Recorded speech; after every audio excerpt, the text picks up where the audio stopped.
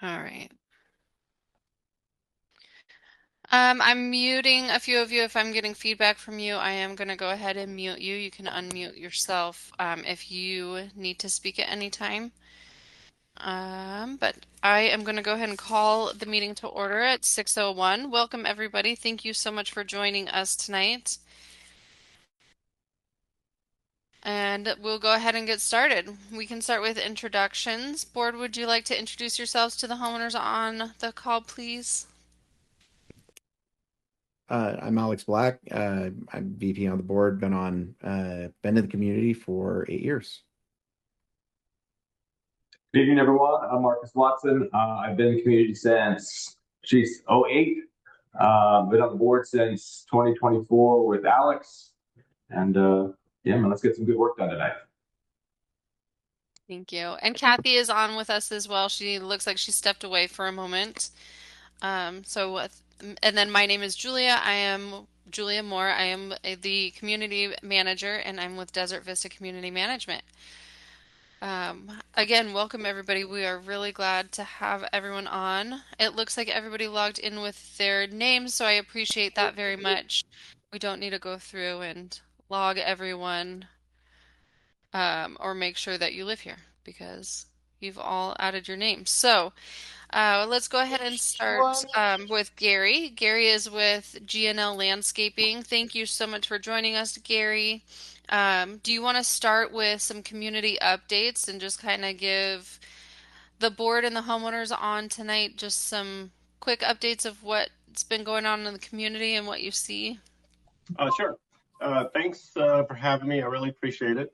Just going over a few things. Obviously, the weather has been a factor in our winter-spring transition. You know, I have flowers that I normally don't even switch out till May. We're already having to pull petunias and snapdragons right now. You're already seeing the ryegrass fade out in a lot of properties, and Bermuda grass starting because of that 100-degree temperatures. Now, looking into the weather, it looks like we're coming back into the low 50s, high 80s starting next week, but I anticipate a rapid increase in temperatures, and I don't see us going cool much longer. So in that regards, we're already going to start our turf transition. That's where we back down the water to our ryegrass. We will start cutting it lower. We will be doing the aeration, which we punch a bunch of holes into the grass and fertilize, anticipating the regrow of the Bermuda grass. We have treated all weeds. We will be doing pre-emergent in May. That's when we spray all the rocks to try to prevent any weeds from germination. Let's see, we have right now all our cascalati trees are all blooming with the seed pods. So a lot of your trees you're seeing right now are like really heavy from all these seeds. So we're going to start lifting the bottoms of these trees and start cleaning out these seed pods once they start falling. Also, the yellow acacia trees are the ones you're seeing all the yellow flowers dropping right now. This will be an issue as we try to blow them weekly, but every week, you know, you come back, and you can come back the next day and be all over the sidewalk again. So we'll stay on top of that till they stop blooming. It's the same thing in the late fall when the cascalati flowers are falling too. It's the same thing. So we'll stay on top of that. I wanted to go over a little bit of the irrigation that we've seen. I know that's a big question a lot of people have. I will say that over the last 5-6 months, I have seen a big improvement in the amount of debris and issues that we've had with our irrigation. However, I still want to take a look at it in the summer. You know, right now we've had a good increase in the cleanliness of the water, and a lot less issues having to replace sprinkler heads and clogged heads, that kind of stuff. But I still want to take a look and see, you know, how that looks in the summer.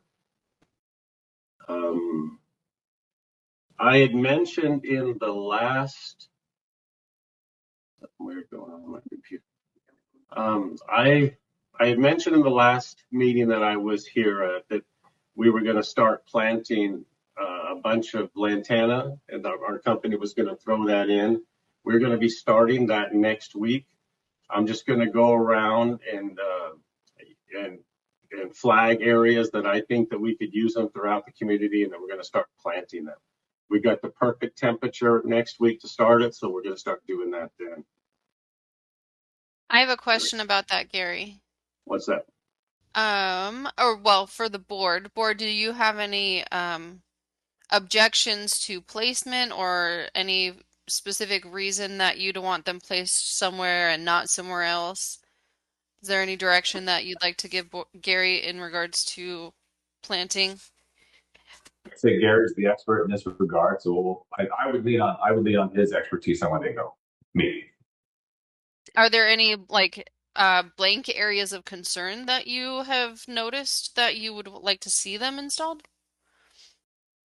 There's an entrance on the south of Warner that I know can get pretty bald as you enter down that direction. I think it's the western entrance because the eastern entrance is, I think, rocked. Yeah, you're talking over there by the South Park, the very farthest south entrance. No, Warner, the Uh-huh. western entrance heading south. Okay, yeah. Yeah, I was gonna put some on Reseda. There was some on Knox, but I was gonna kind of spread them out and hit the areas that were the most sparse. Gary, there is a stretch on that access road, very south, right? Dang, I don't remember which road it is, but it's that small access road that nobody can drive on, right? But it's the very farthest south of our community. Yes. We were just there yesterday, kind of looking at the trees and whatnot. There's quite a few dead. I don't know what they are, but previous maybe bougainvilleas or something there, and no one's back there. So, but I also don't want it to be like a graveyard back there either. Our lantana is strong enough, and if we have enough left over, can we throw some over there to just add a little color and kind of freshen it up? I know again, nobody's there, nobody sees it, but it just when you're back there, it looks bad.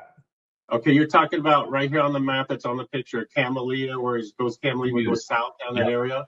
Yeah. My crew were there today. That's where we did all the cleanup today. Okay. So a lot of times when stuff looks bad, even when we cut it, I don't necessarily think it's dead until I want to see what happens in coming up in the early spring. I don't necessarily think that lantana would be your best choice, honestly, Marcus. Okay. If it would be my decision, I would put something more like bird of paradise or something like that that gets bigger, that covers a more square footage area, that can be seen. Because I mean, quite frankly, nobody goes back there, and you're not going to be able to see it. I mean, do you understand? Yeah.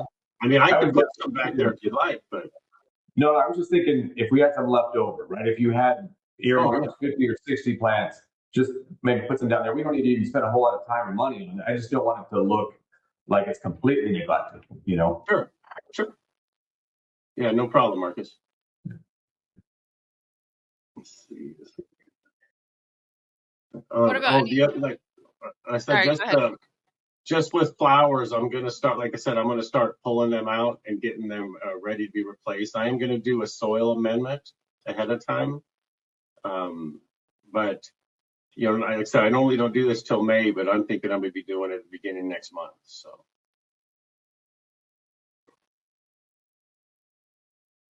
Anybody have any questions on what I went over so far?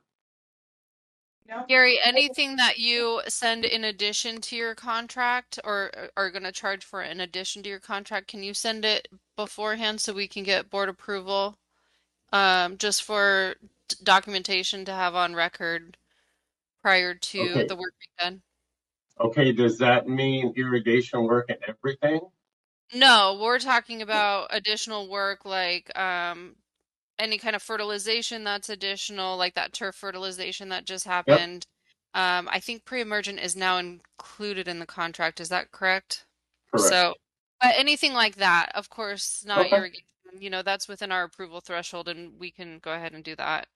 Sure, no problem. We're trying to be nitpicky. Just we want to make sure we cover our bases. Sure.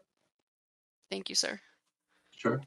I would just like to say too that whatever that we do decide to plant, that it do be native to Arizona, and like water conservation is a real concern here in Greater Phoenix, and that we should choose plants appropriately. Sure. No, I agree with that.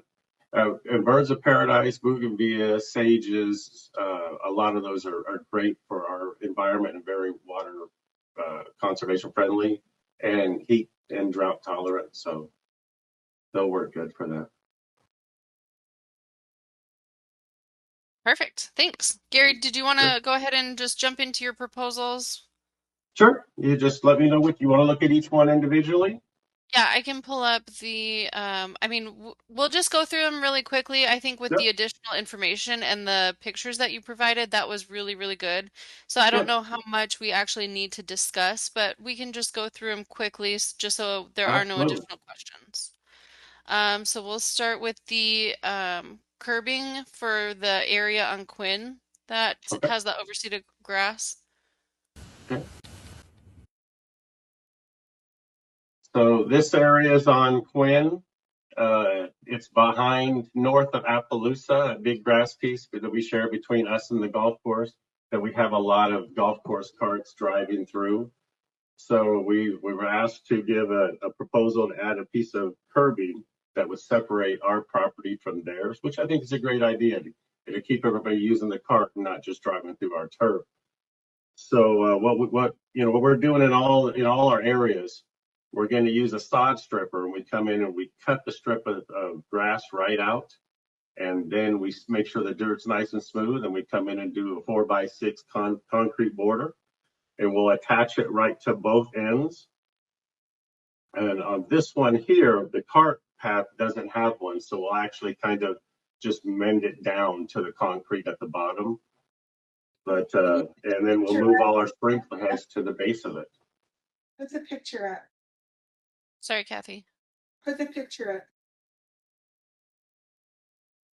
up. Okay. Thank you so much. I was really wanting, some kind of frame of reference of where this was located. So thank you. Sure. Okay. And we'll take homeowner questions and comments after the presentation of each.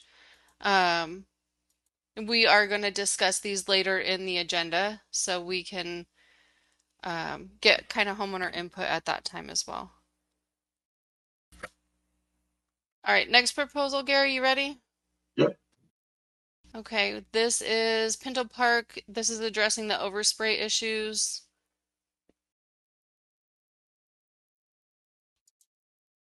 Okay, so yeah, we're just gonna, like you see in the picture at the Ramada, we're just going to bring in curbing that connects with the little concrete pad right there and bring it to connect right to the border of the landscape. Same thing on the right side, just a 90-degree turn, and we'll take this grass out and put rock in there and bring the sprinkler heads out. And that'll keep any overflow from spraying into the Ramada, or more specifically onto the iron poles, and keep them from rusting. Same thing with the playground area. We're just going to make a big 3-foot thickness square around it.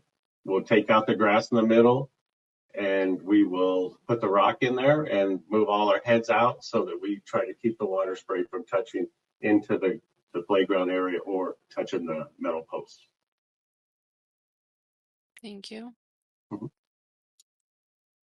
All right, and then we have the South Park. This is Penrose. Okay. Oh, you jumped Essentially, over the other one. Okay, south, and this one's the same thing here. okay, sorry. I was checking to see if I skipped, but this is in order for us. Sorry. Oh, okay. No, it's okay. I just moved mine. So, okay. So it's the same thing here. Now you're going to see on the right side, you see 2 arrows. What I did is I feel that it's better to take it all the way down to where the concrete curves to the bottom right corner, because then I have a better flow for my sprinklers and I don't have to go over concrete or anything. But if I stop my curbing right at the top arrow, then we have about, I'd say, 3 foot of concrete curbing and then grass on the other side. And it's a little more difficult to, like I said, you'd be throwing water over the concrete if I did that way. We could save about $300 if I didn't go all the way to the end. And I wanted to kind of mention that to you guys first. But the flow of the water and for what we're trying to do, it would be much better to take it all the way to the end. Okay. And last but not least, Stotler Park is on page 131 if you're following along. And here's the map for that one. And same thing like I was talking about the last. There's 2 arrows there. You know, the first option is we stop right there in the middle, or we take it all the way around to the end. Same thing. It's a little bit easier for us to keep, as long as we have a nice straight line, it's a lot easier for us to keep the water away. I also thought it might be nice to add a few plants and stuff like that coming around, a few lantanas or something. But I just wanted to give those, 2 options and say, hey, we could save a little money by stopping at the middle. But at this, like I said, at the same time, I got that 90-degree turn, you will get a little flow, a little overspray of water. But if I take it all the way to the end, it eliminates that. So the proposal is for the full amount, correct? It is correct. So it would save about $300 on both of these if we did it, if we stopped halfway. Okay. Does anybody have any questions for Gary? So the curbing material would be, was it rock or that you're? No, it's concrete. Oh, it is concrete. I'm sorry. It's the board, just like the border we have. Like when you look at the picture, the border around the outside, it's going to look just like it. It's actually going to connect right to it and make it just go one nice flow. You won't even see. I'll remove the pieces that we overtake with our new curbing, and so it'll be just one nice flow. Sorry, Gary, there was one more proposal as well, the erosion. There is, yes. It's the erosion basketball court. Yes, sir. And there on this one here, on the northwest corner of the basketball court, there is some erosion. So we're going to bring in some dirt, fill it in, and then what I'm going to do is bring in erosion cloth on this whole west side. And erosion cloth will keep any dirt from eroding in the future. It allows water to just roll right over the top of it. So what we'll do is we'll level all the dirt, we'll put the erosion cloth down, we'll tack it down, and then we'll put the rock on top. And that will eliminate any erosion in this area for any nearable future. Unless obviously we get some huge rain or something like that. But I've never seen that. I think the rock would be washed away before the erosion would come back. Okay. Does anybody else have any questions for Gary? Yeah, Gary, I got a question about the Quinn and the Appaloosa curbing section. I was on site yesterday and I noticed that there was, a rope, if you will, kind of delineating between golf course and the HOA. Yes. Is that recently there, or is that something that has been there and people are just going around it? That's always been there, and people just go around it. But yeah, that's always been there. Ever since I've been doing the maintenance here, that's been there. And I was there yesterday in the plat map. If you look at the plat map and you look at your image, just below the word Google Earth, you see like almost a line that goes sideways, like at a 45 degree over there. See, it's almost at the bottom left. Oh yeah, That's the property line, right? So it would technically have to corner right there and go that way. Well, Marcus, on this one, before I did this is the one that I really think that we would want to exactly identify the area before we did it.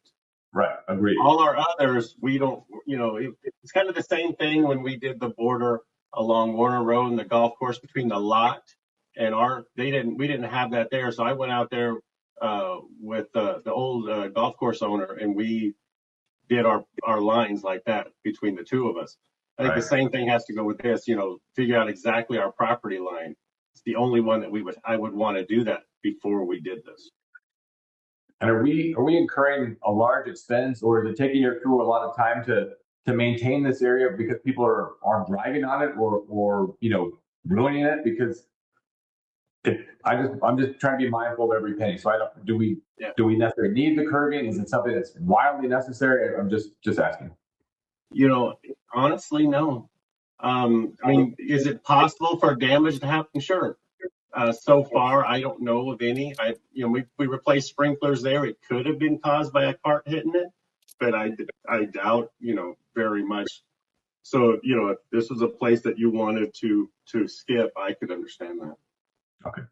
Good. Yeah, and I think there was interest in this specific thing by a board member the last time that we did an on-site tour. So that's why Gary I think we were just wondering about creating that boundary and what the cost would look like for it. So that's why Gary provided the proposal. Got it. Thank you, Gary. Sure. All right. Does any homeowners have any questions for Gary? I did have one additional question about this particular area just because I live next to it. And I do see golf carts that go across the area. Is there any reasonable option, to put something like posts with a rope that basically cordons off the grass area that the golf carts can't drive around in order to drive on the grass and stay on the path? Yeah, I think it would be okay to do that. I don't know which one would be more cost effective, whether it be in that or the curbing. I think the curbing would keep the golf carts away. It won't keep anybody, probably wouldn't stop people from their hand carts from just pulling them right over the curb. Fencing would probably be actually a little bit better in that circumstance. But I think what happens is a lot of times people also, they just come on the pathway, and then and then they would just clear under the grass, drive through the grass. They want to do that, if they just wanted to cut through the grass. Sure. Oh, I appreciate the info. Thank you. Sure, no problem. Have a question? Yes, ma'am. All of the areas that you're putting that you've shown with the little hash marks, you said they're going to be gravel. Yes. What size gravel are you going to use? It's the exact rock that we have on site.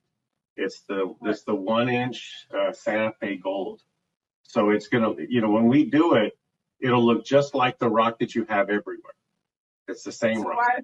Why wouldn't you, since it's with people and playgrounds and things, use a smaller rock? When it's smaller rock, it moves a lot more in the rain or when people walk on it.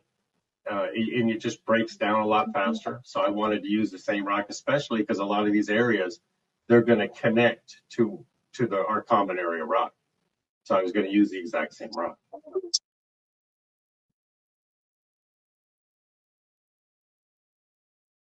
Yeah, I feel like the pea gravel would just wash into the grass if we used a smaller.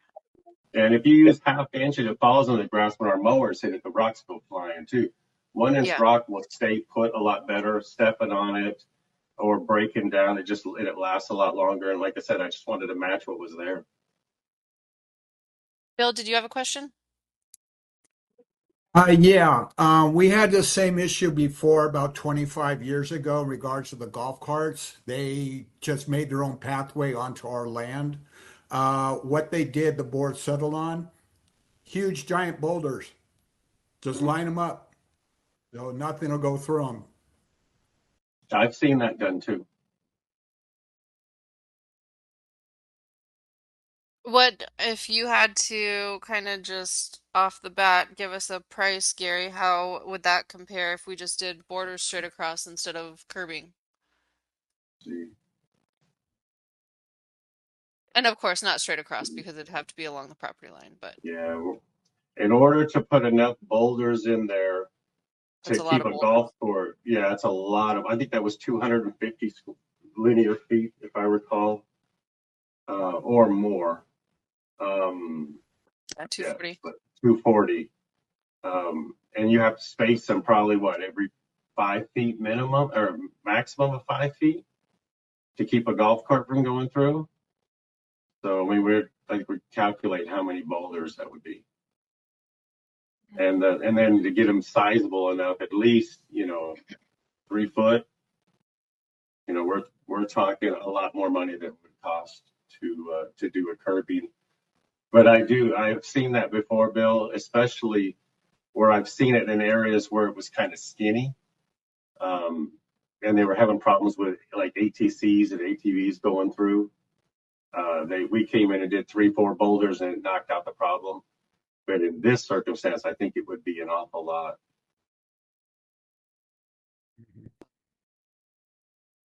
Sorry, I Okay. did have a separate question here. I did want to bring up because it's something's becoming aware to me at the Stotler Park.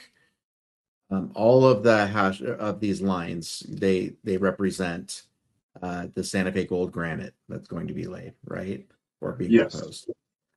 Given that this is a playground and you've got I think a gazebo here above, is there any way that we can have a transition, a threshold that is not rock that kids with bare feet that are playing in the playground aren't Yeah. having to go through granite to get off of the playground?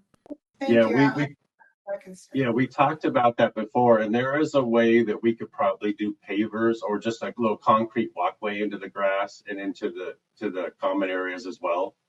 I didn't know if there was anything you had to look at as far as from the city. This would be a question maybe Julie would know.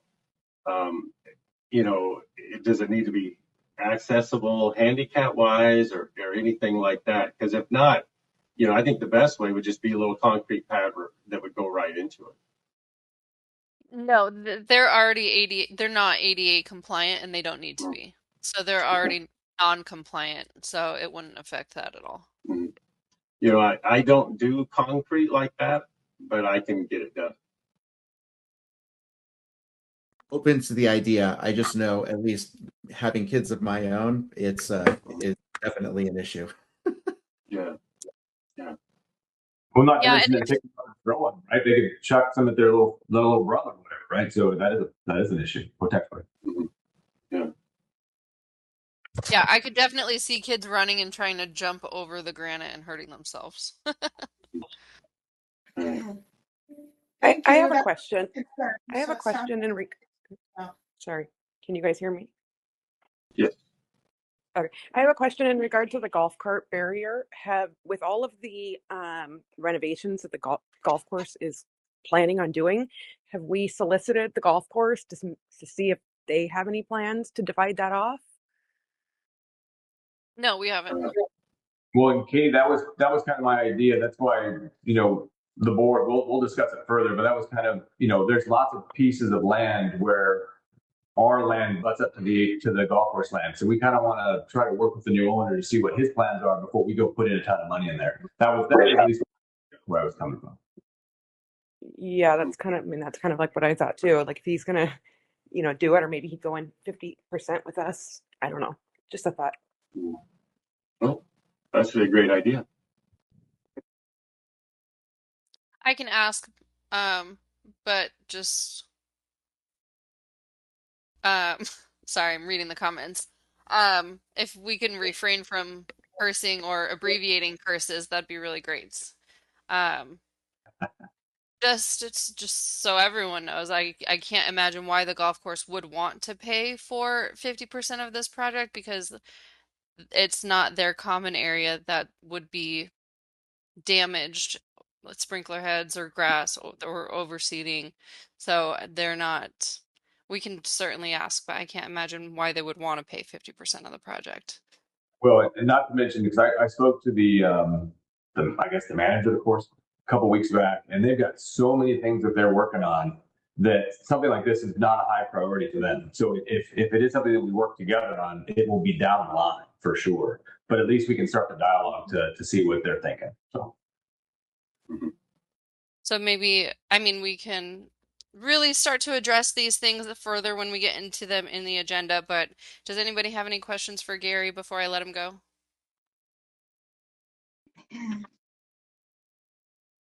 All right. Thank you so much, Gary. We really All right, appreciate you thanks, having you guys. here. Thanks for having me. Appreciate it. You do great work. We like having you on Thank you. site. Thank you. Have a good night. Okay, we're going to go ahead and jump into open forum. We are going to ask that each homeowner have 3 to 5 minutes to talk. Please respect each other. Don't talk over each other. We're just going to give each person that would like to address the board 3 to 5 minutes, and then we can move on to the next homeowner. You can ask questions. They may or may not be answered. If they're not answered tonight, we'll try to get back to you after the meeting with whatever answers that we have to provide. So, with that being said, please raise your hand if you would like to address the board with so many people on. We'll just take them one at a time. Anybody?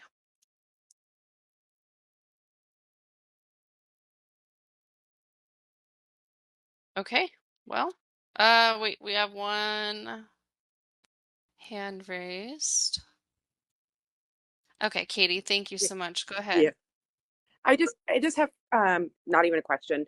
Are we going to have a meeting with the new owners of the golf course? Is there Yes, one on? Michael is the owner of the company. Obviously, he managed before I did. Is still, he works on some of the items for Greenfield Lakes and still kind of has a hand in, and he is working on putting together a sort of town hall with with the golf course and with the community. That way, they can talk to us about what their plans are. We can present them with questions beforehand so they're prepared, but all owners will be invited so they can ask any questions that they have as well. Okay, great. Thank you. You're welcome. Christian also had a comment like a question in the comments for Okay, review. can I ask your name because I tried to look you up and I'm not finding you in the system as a homeowner. Yeah, I will message you privately and let you know Okay, that. fantastic. Thanks Cool. so much. Let me go back to the chat. When is that scheduled? We're in the process of scheduling it.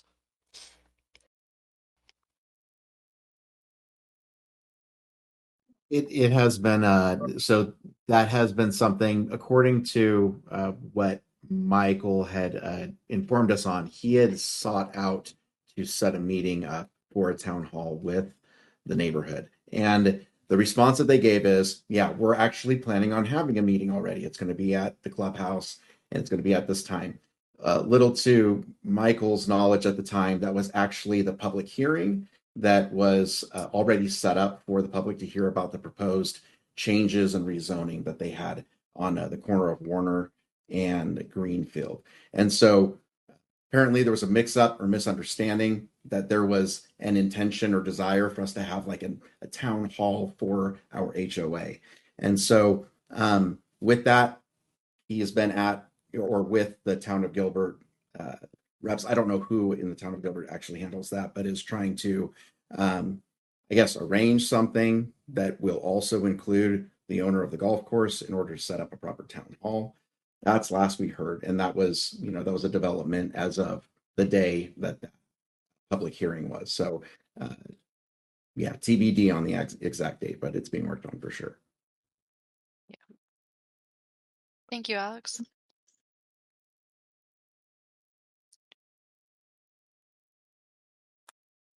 Okay. All right. If we don't have anything else, we'll go ahead and move on to the minutes. Board, did you have a chance to review the minutes? Yes. Does anyone want a motion to approve the minutes or have any corrections? I'll motion to approve.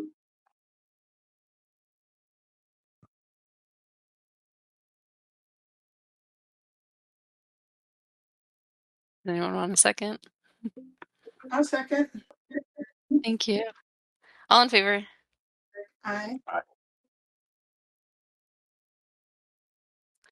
All right. Um,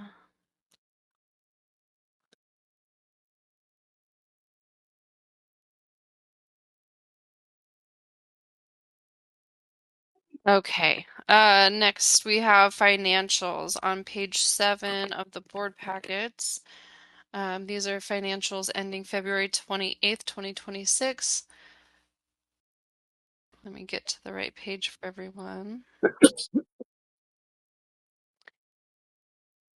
All right. Board, do you want me to go ahead and read through this? If you could give just a brief overview, that'd be appreciated. Yes. Operating account has just under $139,000. The operating account for the gated subdivision has $56.10. The reserve account for the main community has just under $366,000. The reserve account for the gated subdivision just under $69,000. We have $350,000 in a CD. Let's see. Accounts receivable, we have just over $52,000, which is a decrease of $6,000 from the previous month. Other income is over budget by just over $18,000. The association budgets very little other income as it's reliable and difficult to predict. It also normally offsets expenses of the same name. Landscape and common area maintenance expenses are under budget by $4,463. The irrigation repairs and tree installation and removal are under budget. Again, we're looking at proposals for removals tonight. However, irrigation repairs is rather significant, so that's a good thing. Playground expenses are in line with the budget. Insurance expenses are over budget by $4,000. Partial insurance was paid in the beginning of the year, while all of the insurance was budgeted for October at 15,000. So at the end of the year, it will be evened out, but it will remain over budget until October. Utilities expenses are under budget by $213. There's no significant variances to report there. Administrative expenses are slightly over budget by $13. Professional expenses are over budget by just under $12,000, mainly due to legal collections and the legal general counsel expenses. Does anybody have any questions on the financials? Okay. Does anyone want to motion to accept the financials as presented? Motion. I'll second. Alex and Kathy, thank you. I'm going to open it up for discussion. Does any homeowners have any questions or comments on the financials? Okay. All in favor? Aye. Marcus, I didn't hear you. I feel like I saw you though. Yes. Okay. Thank you. Let's see. All right. Management report is on page 25. Golfers on Quingrass, we're looking at proposals tonight. Basketball hoop key to adjust. I am working actively to find this key. Nobody seems to have it. And so I might just see if I can order one or get one made and just see what the price is for that if you are still interested. I know Alicia was the one that asked about it last meeting. Still working on it. It's surprisingly difficult. Enhancements for plant installation. Basically, it's just added as an action item because the board wants to see enhancements. We have a lot of action items active right now. So as management, I really should only be working on 2 to 3 at a time. We have tons open, so we are prioritizing and just kind of getting what was pending when I came into the community and came into management completed, and then we can look at starting to prioritize next projects. So that one is on pause for now, as well as the granite replenishment on the north side of Knox. The signs in the sand at the parks, we are working with Bellator. He will be moving these signs free of charge. I'm not sure exactly where we are at in the process, but he's in full agreement. He's put his disclosure in place that these should be at children's height so that they can read that. It's just a full disclosure that he has to say that he did his job in in making that happen. So it's ultimately up to the board, and I think it's kind of crazy to have signs. No children are reading those, if we're being honest. So, um, we are going to get those moved, and it is my understanding that the board wants them 6 feet high posted on the existing shade sail supports, correct? Yes. Okay. I see Marcus. 2026 tree care we'll talk about later on in the agenda. The Rona cul-de-sac enhancement was approved and is in process of being completed. Overspray solutions we are working on and later on in the agenda. Homeowner survey questions. Michael sent out a status update to the board, but these are not, I think I'm not sure exactly what the date is, but Michael told me that the final date for homeowner survey is the end of March. So final results will be emailed out to the community as soon as we have them, and Michael has a chance to process those. Dennis, did you have a question? Okay. Katie, just to answer your question, the signs in the park are recently installed by the playground company. They were approved by the board, but I don't think anybody really knew where they were going to be placed. They were placed in the sand, which was brought up at the last meeting that it's kind of a safety hazard for kids when they're running and playing in the sand. We don't want anybody going face first into a sign in the sand. So those signs are going to be taken out of the sand and moved up onto posts. Um, all right, where am I? North and west perimeter trees. It's about where they were placed. Yes.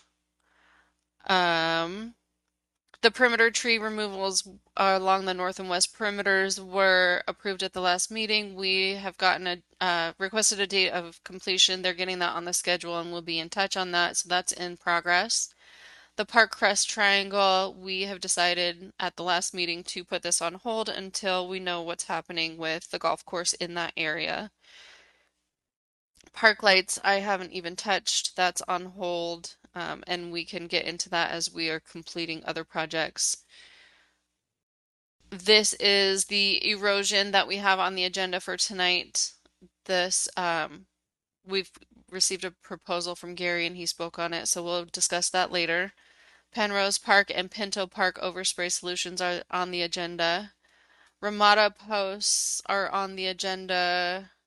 Oh, sorry. Ramada posts are actually on hold at this time until we fix the sprinkler overspray issues.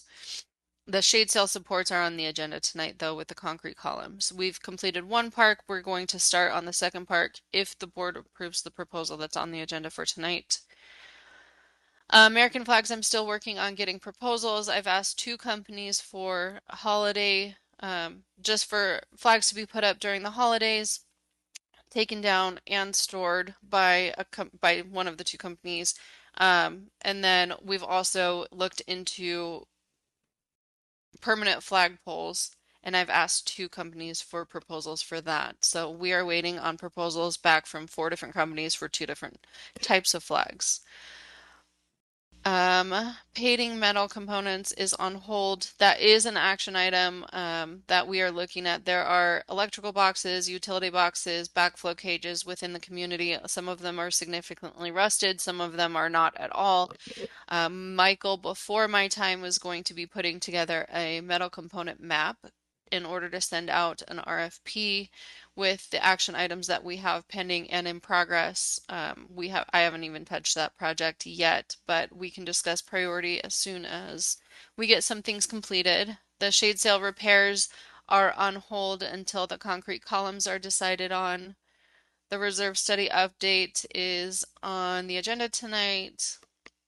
Boundary wall repairs is on the agenda tonight. Let's see. That is it.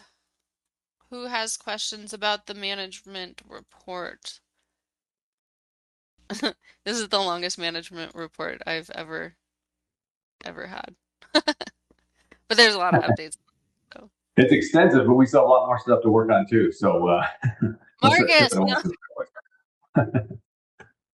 Okay, well, you're gonna keep me busy. That's good. Does anybody have any questions? Okay, so Sue Kyle, thank you so much. We get this question a lot about Boy Scout troops. The problem with the Boy Scout troops is that they Not necessarily, they don't always, they're inconsistent. They don't always go out there for appropriate holidays. Um, if the board doesn't care about that, we can ask, but it's really hard to find Boy Scout troops anymore that will do it for free. We actually have, ask the Mormons. We actually have a company, one of the companies I bid out to for Shamrock is, sorry, I'm reading the comments. One of the companies that I asked a proposal for the temporary flags is actually, they used to be a Boy Scout troop leader and he has a couple of kids now. So it is one guy that does it for an extremely inexpensive cost. He puts them out, takes them down, and stores them. Storage is usually the hardest problem, especially if you have volunteers that'll put them up and take them down. Aside from the fact that people might want to go on vacation for holidays sometimes, so you might have missed holidays or no flags for certain holidays if you have volunteers do it. Shamrock Flags is a really, really good company because they are so inexpensive and very, very consistent with putting the flags out. So I hope that answers your question. So the Arizona, okay, sorry, the American flags. Are we reserving a time to talk about this? I didn't see it on the agenda. Uh, Okay, I missed No, all no, right. no. It's not on the agenda. Sorry. Oh, it's not. Okay, so these quotes that we got for 14 and a half and 11,000, these are for installing posts, or this is Permanent for a flag service, permanent. Okay, permanent flagpoles. okay, Yes. that makes more sense. Kind of freaked me out there for a sec. They're ex a lot more expensive than I thought. But yeah. Any other questions? All right, let's move on.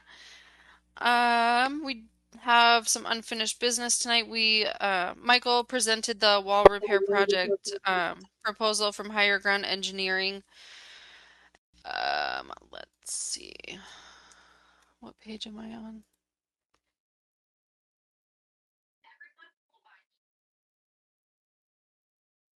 Um, so this is for the company, the engineering company has already done their evaluation. And board, please correct me if I'm wrong coming into this. This is my understanding of the project as it stands because I'm taking over and transitioning from Michael. So I'm gonna allow Gina T in. Sorry, a lot of things happening at once. So this is basically for now that the evaluation is done, Higher Ground Engineering is going to put together an RFP to send out to multiple contractors to provide bids to the board and then basically project manage once the board decides on a contractor. So that's what this proposal is for. The evaluation is already complete. That's not what this proposal is for. We are past that. Scroll down.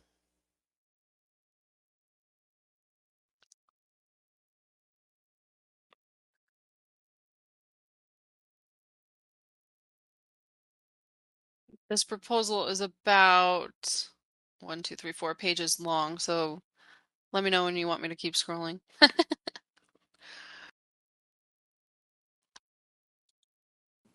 And did you Looking at my, explain go what for it it. all encompasses?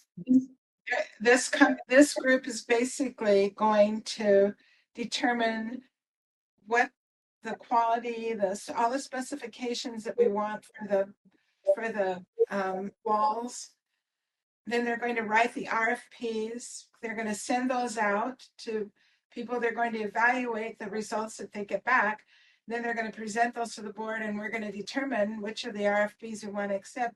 And then they're going to oversee and monitor the work that's being done by the contractors to make sure that it's done quality wise. And so it's a huge, huge multi-year project. And none of us on the board have the faintest idea how to do it.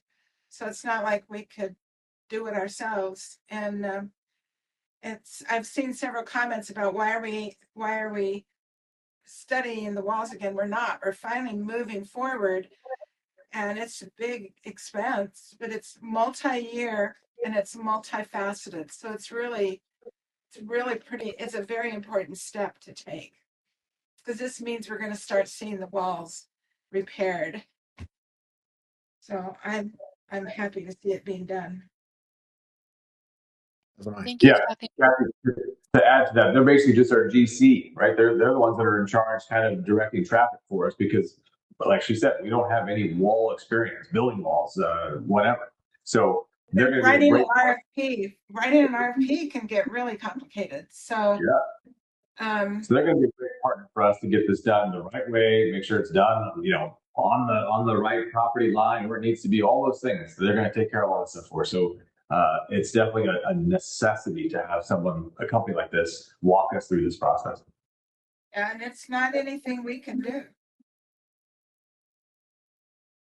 It's definitely a specialty.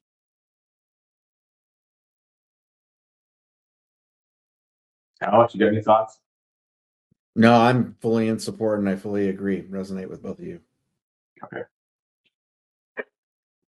So does anybody want to make a motion to approve? And then once somebody does, then we can open up for discussion. I'll motion for approval. I'll second. I have Marcus and Kathy. Okay, homeowners, we'll open for discussion. Does anybody have any questions or comments on the proposal? All right. All in favor? Aye. Aye. Thank you so much. All right, let's move on. We'll jump right into tree care. On page 41, I've included a comparison chart for we'll start with the tree removals. I don't know exactly. I didn't really look into it because I didn't think it mattered. I'm pretty sure tree doctors price themselves out, but I don't know how after 2.5 hours of touring the community we ended up with different numbers, Marcus. But Protocol came with 17 trees and Tree Doctors came with 18 trees. Again, I mean I priced it out per tree and Protocol is significantly less than Tree Doctors. My only concern that I have expressed before is the Proqual, in my experience, has left tree stems. So I'm definitely going to be really stringent with them if you decide to go with them. But other than that, I do not have any preference between either company. So, or not preference, but recommendation. I apologize. So if you guys want to go ahead and look at the proposals that are included, Tree Doctors starts on page, Proqual starts on page 42 and Tree Doctors starts on page 50. Yeah, Just so from a go ahead, Marcus. Sorry. No, I got lots to say. You go ahead. Sure. So just from a comparison, you said it was 17 with ProQual, 18 with Tree Doctors. Was it the same set of trees on both accounts, and there was just one additional from Tree Doctors? So what we did at the last meeting, ProQual came with 3 trees and Tree Doctors came with 23 trees. So when at the last meeting, we decided to do an on-site tour of the community. We took Tree Doctors map of 23 trees and toured with ProQual to see if they would add the trees. And we basically also, myself and Marcus, looked at each of the trees that was on the map. And I had Marcus make the call because he's on the board, but myself and Brian with ProQual made our recommendations for each of the trees and came to a consensus of which trees needed removal and which did not for various reasons. I took that information back to Tree Doctors. So ProQual and Tree Doctors both provided a revised proposal, supposed to be the same exact trees, but we're one off somehow. Thank you. Marcus, you're welcome. Okay, Christian. Yeah, that was part of my discussion. So throughout the community, there's a handful of trees that are already dead, and they're just sticks. Then there's a handful of trees that are barely hanging on. You can see that they've got little bark beetle holes, or the trunk is starting to crack. We were talking about this earlier in the executive meeting that that there are trees that we need to be proactive with, especially with traffic hazards, wall hazards, all kinds of things we need to be aware of so we don't have more litigation problems. And it was good to be on site. Jill and I were riding around the golf cart for 2.5 hours yesterday throughout the entire community, looking at all these trees, analyzing them, seeing what, are they okay to be saved, or can we wait till next season, see if they come around? So we did a lot of work, and I'm pleasantly surprised at Brian's willingness to take us around the entire community for 2.5 hours in his golf cart. It was definitely an eye-opening experience. We've got massive deferred maintenance on our trees as far as the living trees. They haven't been trimmed, I don't know, 2-3 years, 2-3 seasons, and it shows. And so not only were we looking at the trees that need to be removed, we're also looking at trees that need to be trimmed properly so that they can grow better. That a major expense that we have accounted for, but never, to my recollection, Alex, I don't remember we approving any kind of tree trimming in the past couple years. So it's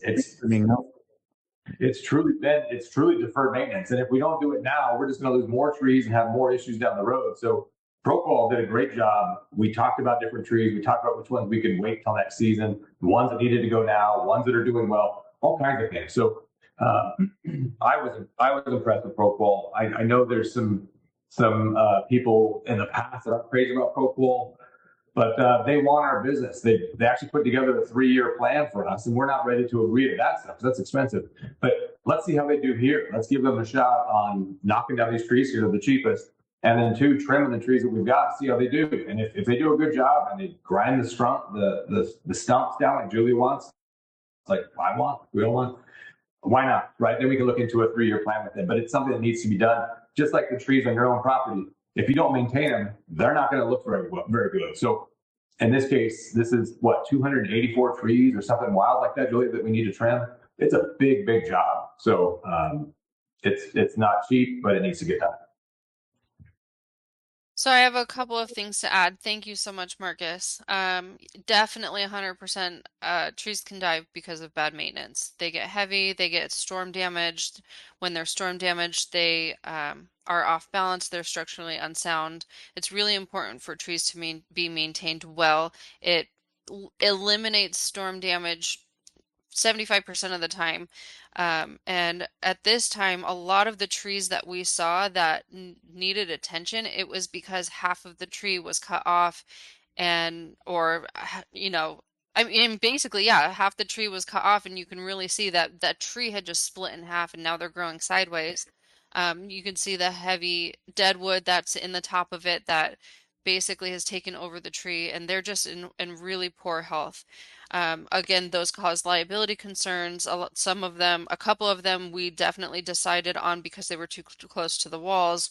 And then we do have some boar beetles that are taking over trees. Some of them with boar beetles we decided to leave because they are not far enough, and we'll just address them when they actually start to die.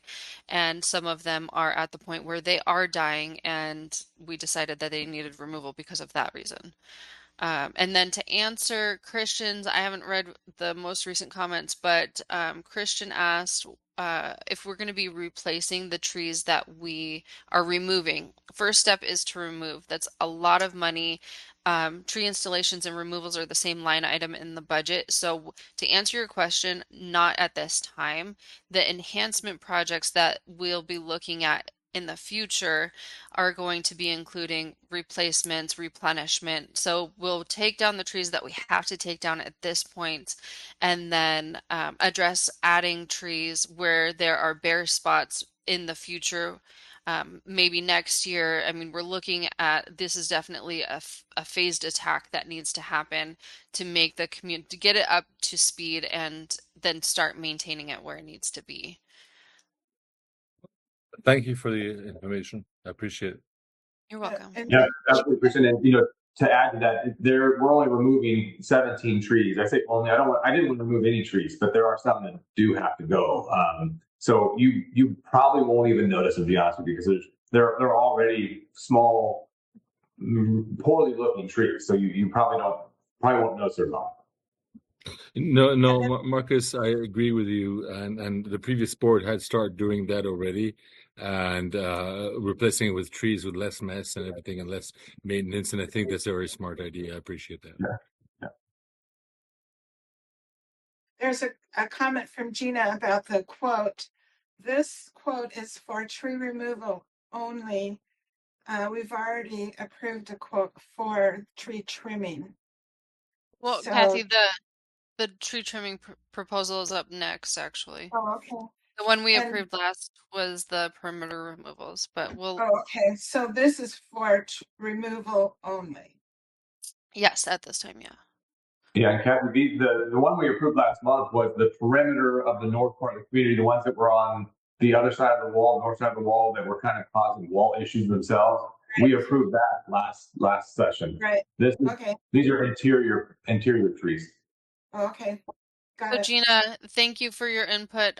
Gina was just basically making a comment on her preference of one company over the other, and that's in regards to the next proposals that we'll be looking at.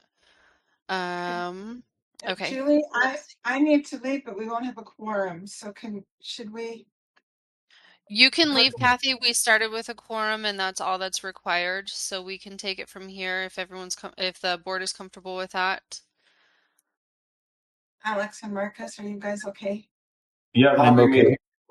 Yeah. All right. I don't have any questions or concerns about what's being given. So Fantastic. Thank you so much, Kathy.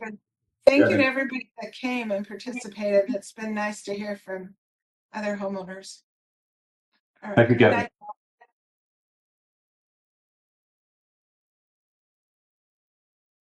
Okay. Okay. All right. Perfect. Board, did anyone want to make a motion on one of the two companies for tree removals, and then we can open for discussion? Yeah, I'll make the motion to approve the ProQual dead tree removal proposal. Thank Yeah, you, I'll Mark. second that. Okay. And you said you mentioned that you would stay on top of them about the tree stump removal and getting it to grade. Is that correct?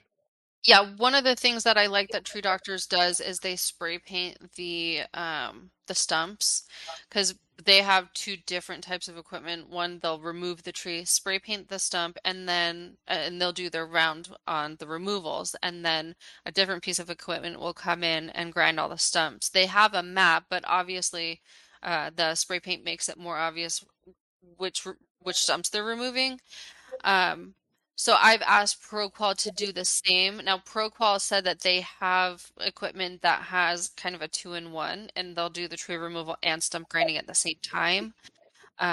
So I'm hoping I can't drive. I mean, unless we rented a cart again, I can't drive to where every stump is to make sure that they're removed. But um, I definitely have let them know and will continue to let them know the importance of removing all the stumps, because I do have experience with them in other communities, and taking over new landscaper has taken over from ProQual, and stumps has been an issue almost every time. So yeah, we'll Just want to definitely avoid any liabilities with tripping or anything that might occur with stumps being left is all.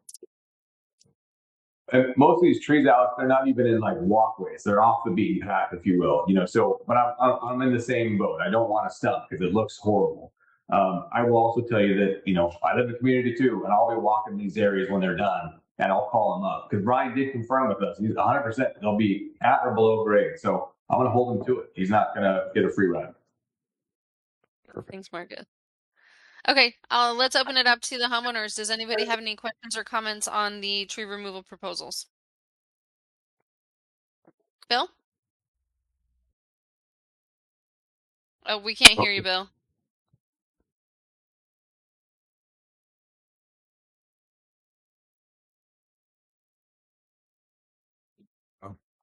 Hear me now. Okay. Why do we need to have all trees removed at one time based on our budget? Could we allocate what needs to be taken care of right at the moment? That was Bill. That was kind of our intention with the ride along yesterday, is to kind of assess which ones truly needed to go and which ones could stay. And there were a handful that we did kick down the road, if you will, for another year to see if they'll come back around. But there are some that are up against a wall, leaning on a view fence, all kinds of things that we can't have as an association. And quite frankly, they're dead. So they need to go. And if they're on site doing 10, well, then we'll get a better price if they do 17 at the same time. Yeah. Yeah, that's what I was just concerned. See, what was our top priority? Was it budget wise, or was that these trees are going to be a liability issue type of thing? So yeah. All of the above. All of the above. Yes, we took tree doctor's assessment and then we kind of worked backwards with it. So the ones that are marked to be removed are truly needed to be removed. Yeah. So then that goes to already answers that we are not going to be putting the tree back in there again in the same place where that tree was up against the wall. No. Yeah, no. Okay. But you probably won't even notice they're gone, Bill. To be honest with you, they're so far kind of scattered throughout the company, you won't even know they're gone. All right. Thank you. Yeah. Okay, Christian? Yeah, no, I agree with the tree removal because we had issues in the past in the community that was not good for the community regarding certain trees and people not understanding how they work. So yes, I absolutely support that, and thank you for taking care of that. Thank you. And Marcus, Sue has volunteered to her golf cart when Good. Thank you, the Sue. project's done. So maybe we can touch base with her again after. Great. All right. Are we ready to all in favor of approving ProQual at $3,781.33 for removals? Okay. Aye. Thanks, guys.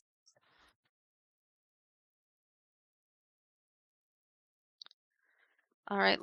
Page 59 is the comparison chart for the tree trimming in the community.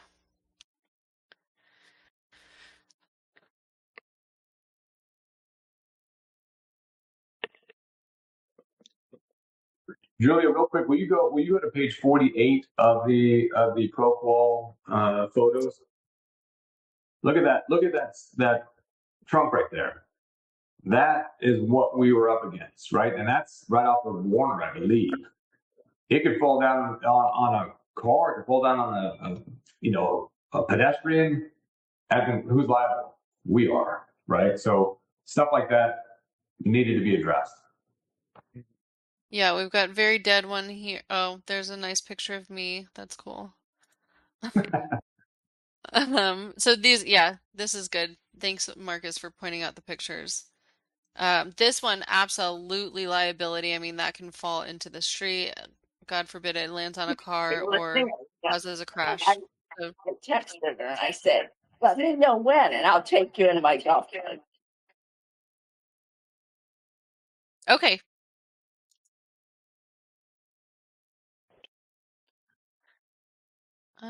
Let's see. All right. Are we ready to move on? Yes. Thanks. Too many nines. You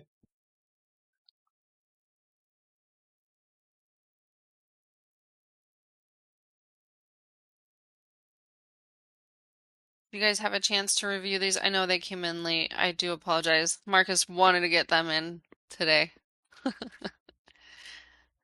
Even though Tree Doctors probably, I don't know yet, but whatever you guys decide. One of these companies is not getting this proposal. Both of these companies put in a ton of work, so I'll let them both know that we really appreciate all the work that they've provided. But I think this is great. ProQual has 286 trees on here. I don't know how that's possible at that price, but I love it. As long as they do a good job. But we can always not use them next year. It can really be with you guys not having experience with them. It can be, kind of a trial type of deal and see how they do. If they do great, then they've got the information on record for next year, and the process will be a little bit easier. They'll have an idea of what you like as a community and what it looks like and all of that. the initial project is the first, it's always the most work. Do you Just guys have based any off of questions, comments? Yeah, I have a comment here. Just that based off of the evaluation that Marcus went on with ProQual, was it today, and just the general review of the state of a lot of the trees, I tend to believe that the ProQual quantity is more accurate than Tree Doctors, just generally because it sounds like there's a overall state of need to take care of these trees. And given that the price per tree and they're actually lower than Tree Doctors, I don't see any reason why we would consider uh, Tree Doctors in this case. If I I can mean, at speak least on that, I think that they can. So I told both of them what your budget was. So they adjusted the trees.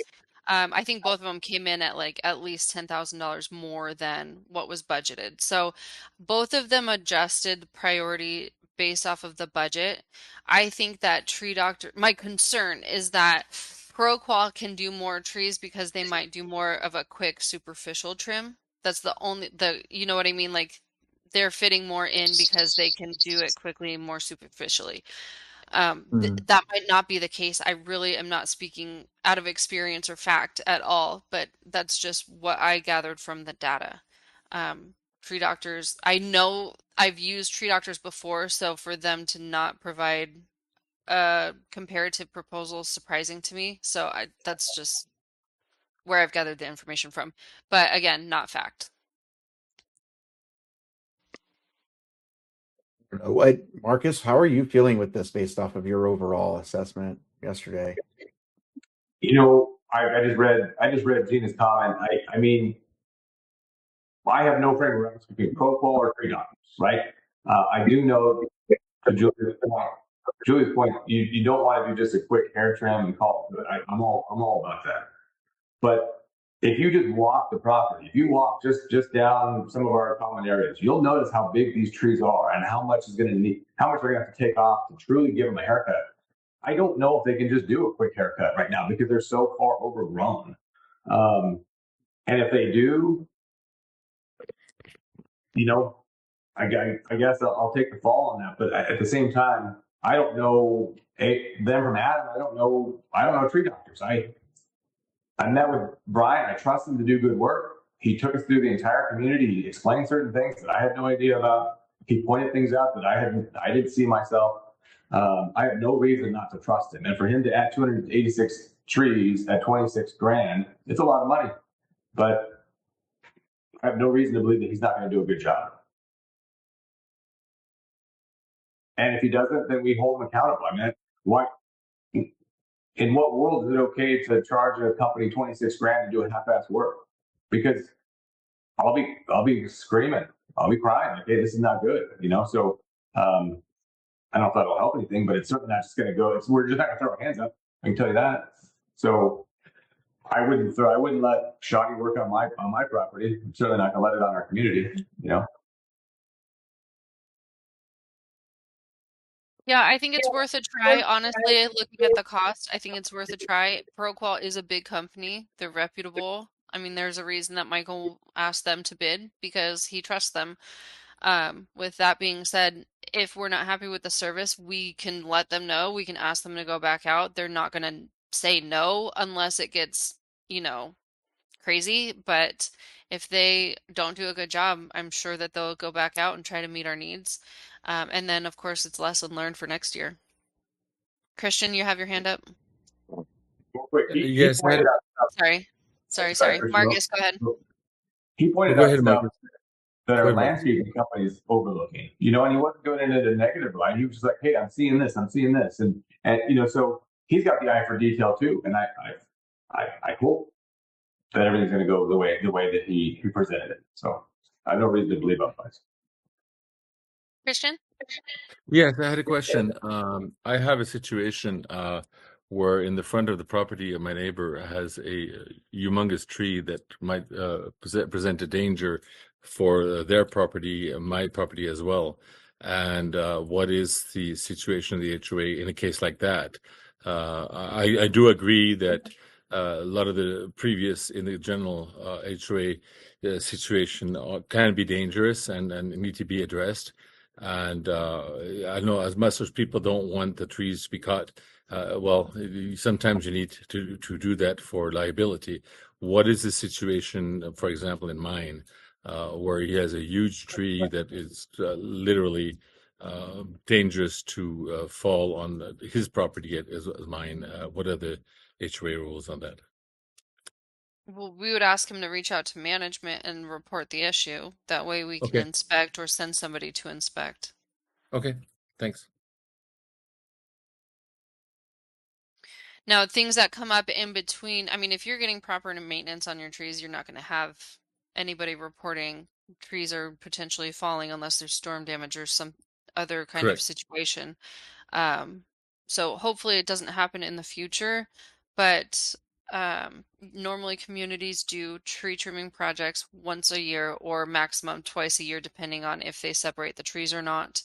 The community in this case is obviously using up their whole budget and looking at all the trees this year. So when each individual homeowner reports a problem like branches overhanging their fence or debris dropping in their pool, or like in this case, a large tree being a concern that it's going to fall over, we will send somebody out to inspect, but we will only do the work if it is a safety and liability concern. Yeah, thank you very much. I appreciate it. Thank you. Are we ready for a motion?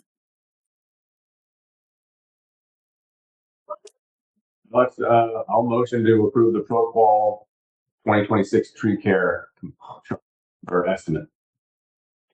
Okay. For seconding that, Juliet, just in your own experience, does ProQual have a history of killing trees or just not cutting them very well?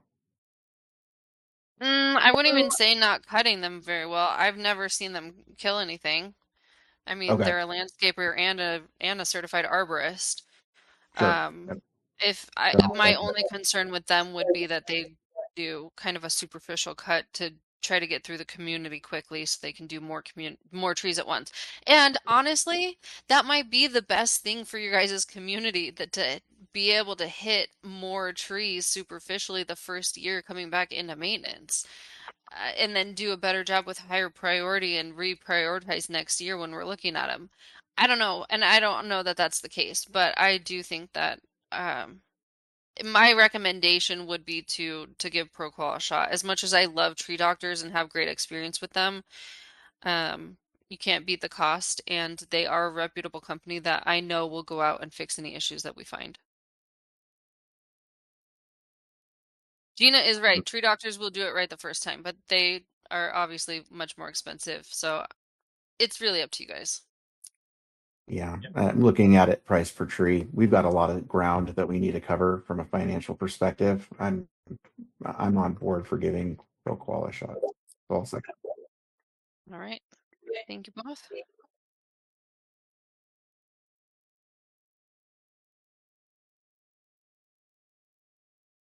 Okay. All right, let's go ahead and move on.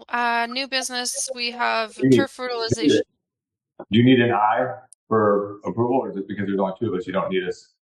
There's only two of you. Yeah. We can do an all in favor if you want. Go ahead. All in favor, aye. Thank you. Aye. Okay, turf fertilization from GNL Landscaping was approved between meetings, basically because they went ahead and did the work and invoiced us afterwards.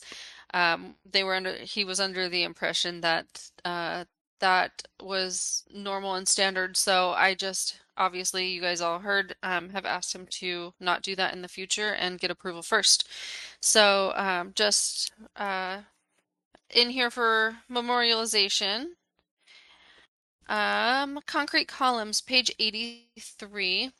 You guys, I understand most of the board members did go check out Penrose Park, where the concrete columns were installed on the shade structure posts. Are you in favor of doing this at the next two parks? Did you have any questions, concerns, comments? board before we open it up for homeowner comment. Alex, did you make it down there to see him? I did, but it was a little late at night when I happened to go by, but it looked perfectly fine. Yeah, they look really well done. Definitely more substantial than just the iron attached to the concrete. Obviously, we're trying to mitigate the overspray from the sprinklers anyways, but this just adds another level of structural integrity, I think. And it looks great. You know, they're done really well.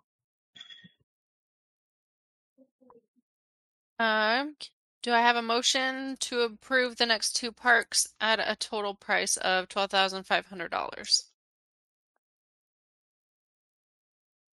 much did we pay for the first park again? That was about half of what this is. Let me double check. If I was like 4, 5, something like that.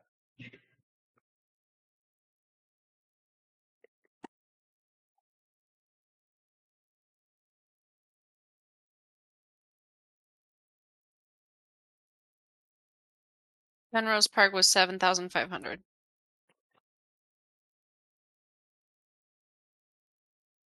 Yeah, I mean the overall cost. I recall them talking about having to redo those entire posts and everything involved with it. And this is a much cheaper alternative that will definitely prolong for a long time the use of what we currently have. So I'm on board. All motion. Thank you, Alex. I'll second. Do you have any questions or comments from the homeowners? Okay, and I have Marcus as a second. Thank you. All in favor, just for the record. I Thank you. All right, reserve study was emailed to you separately. It was much too large to fit into the board packet. Did you guys have a chance to review? Do you have any questions, comments, concerns? do have a few questions, but it's looking like so I had to pull up my notes on this looking at it, but it looks like based off of the current path that we're on, assuming that we do normal what 3, I think projected 3% increase every year, or whatever the average was. I think it was 3 or 4%, that we're looking to be insolvent by 2030, 2031 is approximately what I'm seeing. What's the overall recommendation here? Are you asking our recommendation or their recommendation? I mean, that is their recommendation. Our Sure. recommendation is to go with their recommendation. Okay. All right. That helps then. Thank you. Yeah, we definitely Michael especially has really dug into your reserve study. He's gone back and forth with any questions and concerns he's had. He's approved it, which is why he's putting it in front of the board. Michael always handles all of our reserve studies. So you have two sets of eyes on it before it ever even gets to you. And I mean, it was really hard for me because I didn't know your community at the time. So Michael pretty much handled it on his own. But he did go back to them. He had them add in, I think, $200,000 in an underground irrigation that wasn't included originally. So he definitely has eyes for this. He has your community's best interest in mind. So it's only coming to you because it was approved by him. Perfect. You know, Alex, given there's only 2 of us on the call right now, and I don't know, are there time constraints to this, Julian, as far as, approving the reserve study? Do we need to have it done by a certain time? No, I mean, they're going to want to close it up on their end, and that's the only, as far as your community goes, there's no time constraints. We obviously will use it for the budget, so we want to, for that reason, get it done before summertime, but there's really nothing rushed or urgent about it. But typically we review the upcoming budget in like October, November. So I guess I understand you're trying to be a little more proactive in the summertime, but We start on the budgets months and months ahead of time. Yeah. I'd So, rather kick this to the next meeting. Give us 30 days to review it. I did read through both of them. It is a bit ominous. I'm just, prioritize certain projects that I think will maybe save us the money so that we aren't insolvent in 2030. I'd like to give it more time. I don't want to just vote on, especially if there's only two of us. I think it hit our email. I'm not throwing Julie on the bus. I think 10 days ago, maybe. I'd like to give it more time. So I'd like to push this to the next level. I agree. I think that this should have all board members present and accounted for on this. okay, if you guys can please email any questions, make sure you include the entire board, but email any questions that you have to me beforehand. I can get answers to you in the meantime. That way we're prepared to just vote at the next meeting. That would be perfectly ideal. Okay. Thank you. All right, let's go ahead and move on. I will table that. And then we have the 2025 financial review and tax returns. That one is we have time constraints on that. I think it was page 85. Because obviously we need to get your taxes filed. So basically the audit came back stating that they did not find anything that was an issue as far as your 2025 financials goes. That's including our management and everything that had rolled over from previous management. Everything looks good to the third-party CPA.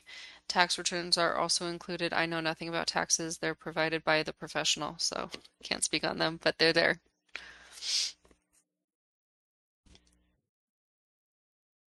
If you have any questions about them, I'd be happy to send them on to the CPA. Is this something that we need to motion on, or is this just giving us an update on the Nope, we response need that we got? approval. Okay. Give me just a second, finishing up reading something here. Sure.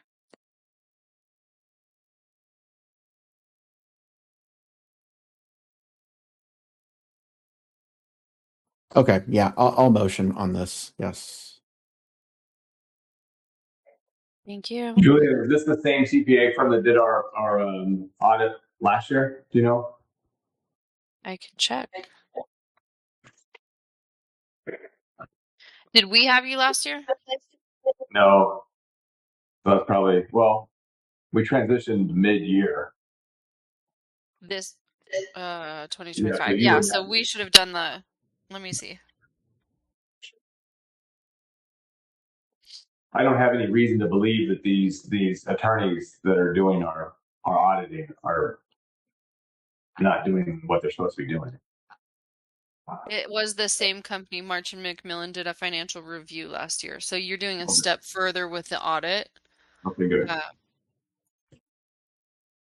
Then I said, okay. All in favor? aye. And just quickly, I know you guys didn't see it, but did the community have any questions about, or the homeowners have any questions about the financials review and tax returns?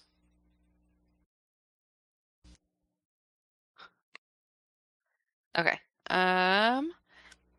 The revised collection policy recommendation is on page 121. This came directly from accounting. We've done some additional research. We think that the 12% interest is challengeable as currently applied. We believe that the intent is for the interest to be 12% per annum, which is only 1% per month. Our research indicates that there have already been successful arguments made against communities with similar language. As such, we are recommending that the board adopt an amended assessment collection policy reflecting this change and implementing an actual late fee, as is their right per section 7.2 and 7.7 of the CCNRs. We are suggesting a $25 late fee, which is very standard in the industry.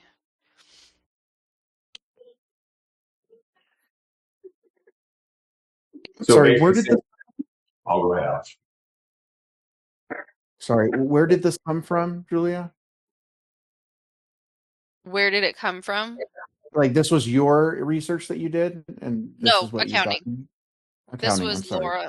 Laura with accounting. She's co-owner with Michael. Michael and Laura were going back and forth quite a bit because they had concerns about the way that the 12% was being charged as is, and which had obviously been rolled over from previous management. And so they did a bunch of research and are recommending that you switch over to 1% per month. And then the recommended collection policy revision is included as well on page 122 into 123.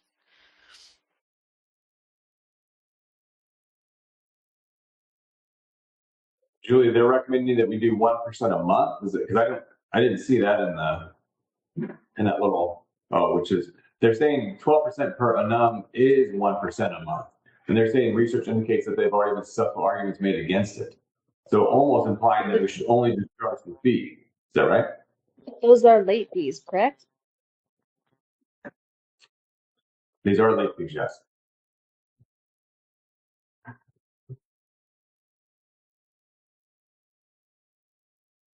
It was my impression, I was under the impression that we were charging 12% per month and we should be charging 1% per month. We believe that the intent is for the interest to be 12% per annum, not per month, which It's would be only 1% 1% per per month. month. It indicates that, Yes. you know, so basically I know waiving that the, I shouldn't. I know I I don't know, shouldn't Julie. be commenting right now, but like, what's an annum versus like for the month? Annual, yearly. Okay, thanks. Yeah. I don't know, Alex, how do you read it? I read it that it's just waiving the interest altogether and just charging a fee. That's kind of how it reads, yeah. And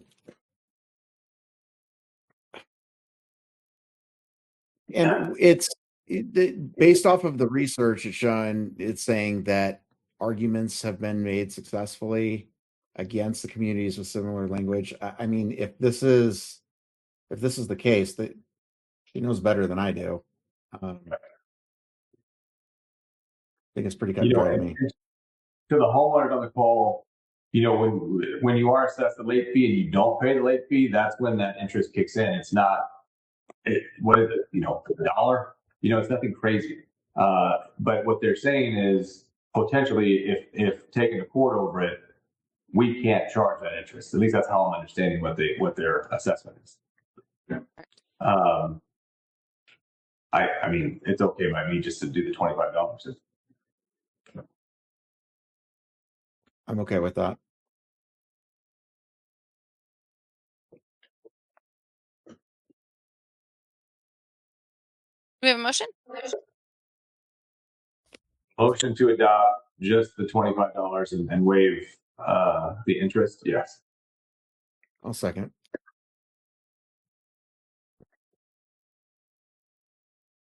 All in favor? Aye.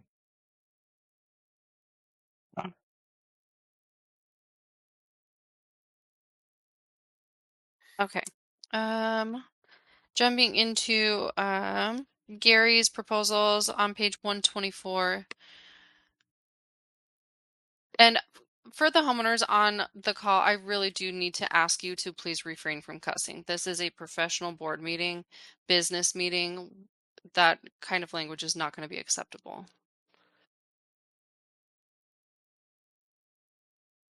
Okay. So this is the Quinn property line curbing. What do you guys have in mind on this?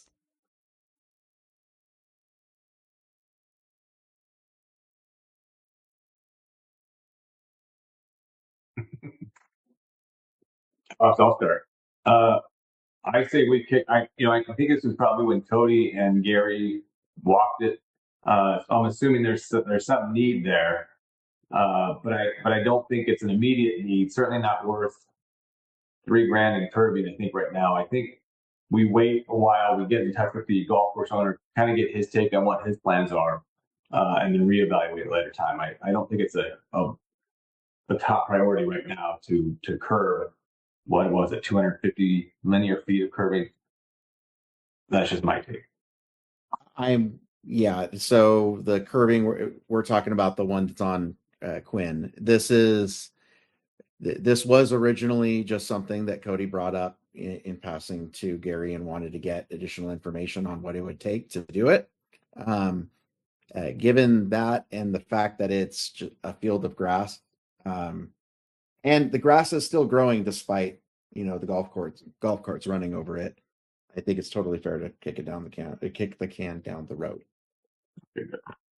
All right, I will table it until we have further plans from the golf course. And Julia, to that point, maybe put on your calendar to reach out every so often and say, hey, we've got some ideas here. Let's meet. I don't know. I don't want to throw our hands up and hope they come to us. Let's be Yeah. proactive. I've already made. Sorry. Go ahead. Yeah.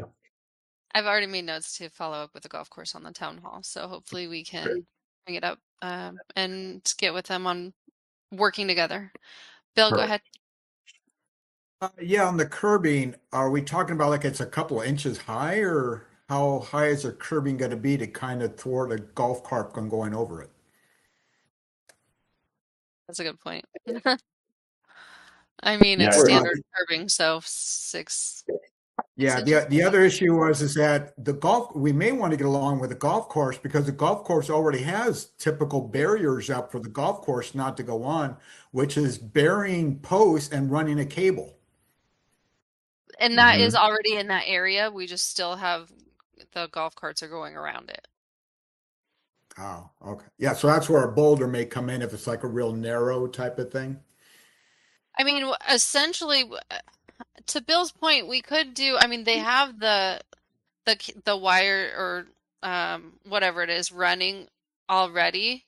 If we did a boulder at each end where they're driving around that would save us a ton of money. That way we don't have to do the full line of borders, just do it where they're going around, and they can't drive unless they went and held the string up for the golf cart to run under. I don't think that would be an issue. Maybe something to talk about in the future. I mean, we're tabling it for now anyways, but that's, Bill, a great idea for us to look at in the future when it comes up again. Are there bylaws that define curse words? Please send them to me so I can comply.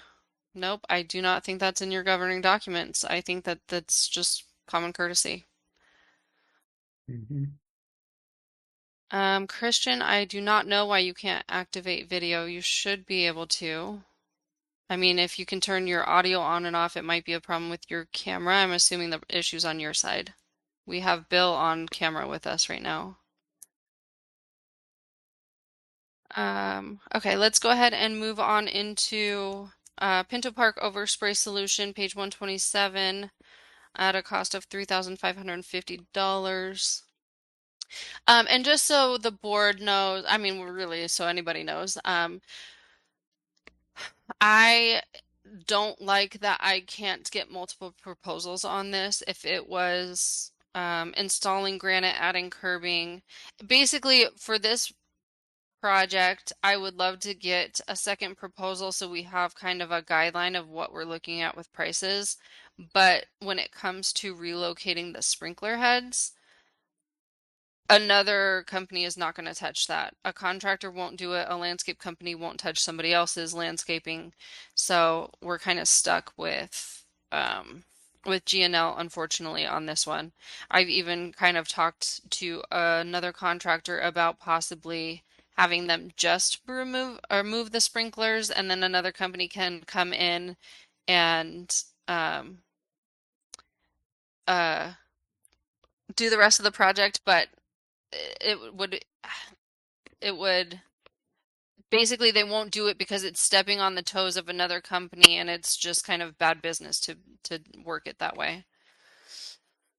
Yeah, I'm not surprised at that. What I would like to see from a quote from others is how they would address the spacing here. this curbing that they're doing um, is using granite around it, and like with kids running in and out of it, knowing that he doesn't actually do that type of landscaping work, would love to see what other options there are on the table here because um, I almost want to say it's a no go if it's just going to be 1 inch granite all around. Are you talking about instead of granite doing pavers or concrete?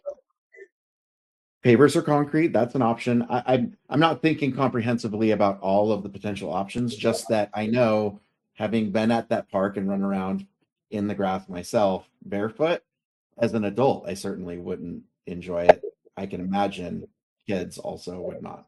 Um, so it's if there was some sort of like opening, something that where they could put pavers and have that be an entrance onto the sand, but just a big moat of granite around sand um, seems suboptimal. Marcus, are you feeling along the same lines? Yeah, I really like the idea, and I think it's a no-brainer to do something. And then when you think about it, those rocks are going to get in the sand. They're going to get in the grass. It's going to be a mess. And so if it's concrete or pavers, that's where I think we go. I think the concrete will be a little bit cheaper. Pavers will look a little bit nicer. Uh, but yeah, I certainly don't think rocks are the solution for this space. But I will say, at the same time, all three of our parks look fantastic. Green grass, well manicured, everything. There's no trash. It looks really, really nice. So I think Gary's done a really good job of maintaining these areas. Doing something like this will make them look that much better. I think that in my experience, installing granite is the cheapest option, and I think that's why he went with that. What I can do is ask Gary if I mean, really, would it solve the problem if we just added one or two entrances and concrete's cheaper than pavers? If we added one or two entrances to the park, like, uh, this side and this side, potentially, and of just like basically a concrete platform between the two sections of rock, and then have the rock around the other edges. If we can do concrete and it's not an issue because of the fact that this is in a retention basin, so I don't know how that's going to affect, things sinking and going unleveled, but I could definitely see rock wars, for lack of better words, between kids in the playground, throwing rocks, bombarding from the side of the playground onto the playground and hitting kids. So if we can avoid granite around the sand areas, I would appreciate it. Um, I can't speak for any of the other board members, but or homeowners for that matter. I think it makes Okay. sense. I think we look at concrete, to be honest, around the entire border, just so we eliminate the overspray issue, we eliminate the rock wars. It may be a little bit more pricey, but I think we can. I think with a couple of the other aspects, we can kind of kick down the road a little bit. We can focus on the parks and maximize our dollars there. Okay, just throwing another wrench in everything. If you do concrete around everything, concrete leaches chemicals, and concrete will fall apart with enough water spray. So, um, I will ask for a proposal and see what contractors. I think that Gary's probably going to tell us we need to bid out on a concrete project that big. So that'll make me feel a lot better about asking him to do the sprinkler side of things and adding concrete. But I can also ask the contractors when I ask them for proposals what they think about, the leaching of the chemicals from the concrete really is only going to do nothing else but just maybe kill the grass around the border of it. But I can ask the contractors what they think as well. The curbing that's there now is concrete, right? So I mean, I know if we had 2 or 3 feet of concrete, it could very well be, but I think right now it's doing okay. Yeah. Okay, cool. I will table and ask for. I'll touch base with Gary first, make sure that he can't do it, and then ask for additional proposals. That's for all three of the parks, correct?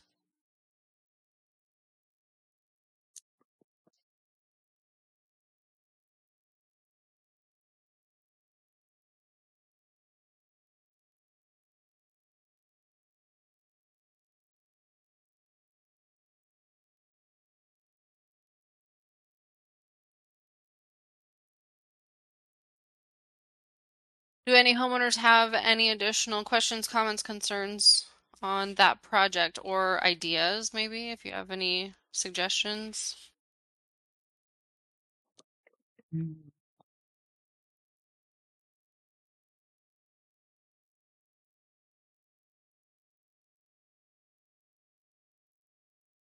Bill has his hand up. Sorry, Bill, go ahead. I was just reading the comments, making sure there's nothing I needed to respond Um, to. the idea of the concrete, was it just basically showing an entrance and an exit to this, or was it because of the water issue? The idea of the concrete was because kids play with rocks, throw rocks, rocks get into the grass. But I think also the original issue with the rock was that there was no entrance and exit No, for kids with that are barefoot. technically, Julie, no, it was more all the overspray from the grass sprinklers. Starts putting stress on the poles that are holding the shades. Starts Original, sorry. deteriorating the sand. All those things kind of play into it. That we wanted to move the sprinklers away from those areas, so we can preserve our sand, preserve the columns, and not have to replace them. At 10, 15 grand a pop, more times than not. And I assume that you all have children. So the idea of trying to control children in a park, to have them go on an entrance and an exit, entry only, because from the picture I'm seeing, I can only go by the picture that I see a sidewalk and a street. And with kids going barefoot in the dead center of summertime, that ain't going to happen. They're going to have shoes on. And so that's what I got from that type of thing, is that kids are going to be kids. If you're going to have stones, if you're going to have dirt, if they're going to do something, they're going to do it. You can't watch them 24/7. We just want to limit ourselves to having them abide by what we can do, which is eliminating the rocks. But by putting concrete down to have an entrance and exit rate just defeats the purpose, when you just can't, all intents and purposes, you can't lead a horse to water. Well, and Bill, Proverb type of thing. we'll do the entire perimeter, not just an entrance and exit, the entire perimeter, so we can move all the sprinklers back away from the playground. So the entire structure will have a 2 to 3 foot concrete slab around the entire thing. Around the perimeter of the park. Sure. Yes, sir. Oh, okay. Yeah, then that makes better sense. Yes. Okay. Yeah. Perfect. Ready to move on? Yes. Okay. Penrose Park erosion repair is on page 133. This is the last one from GNL.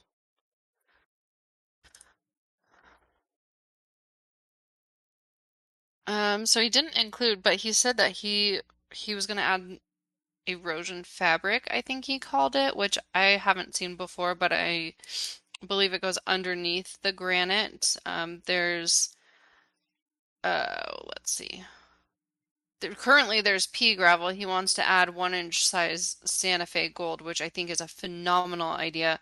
Pea gravel washes away very easily, and there is already erosion issues in the area. Which I think is why that one's so expensive.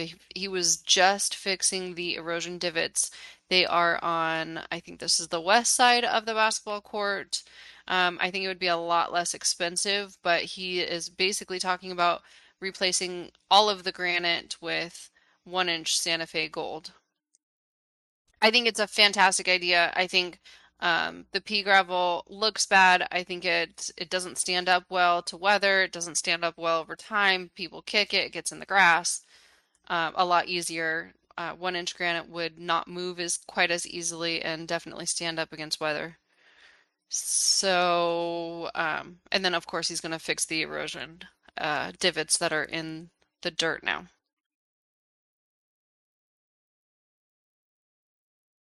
Questions, comments?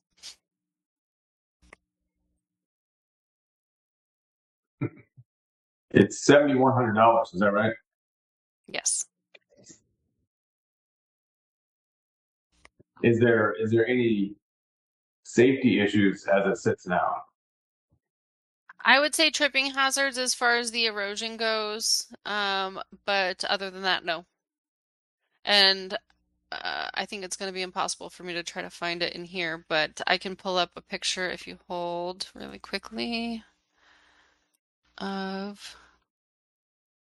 the erosion.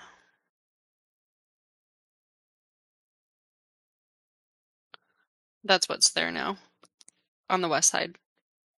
So this is pea gravel. It looks like it's just dirt. There is very tiny rock there. It's not screened, so it's mixed with dust and dirt, which is why it looks like dirt in a picture. This is the other side.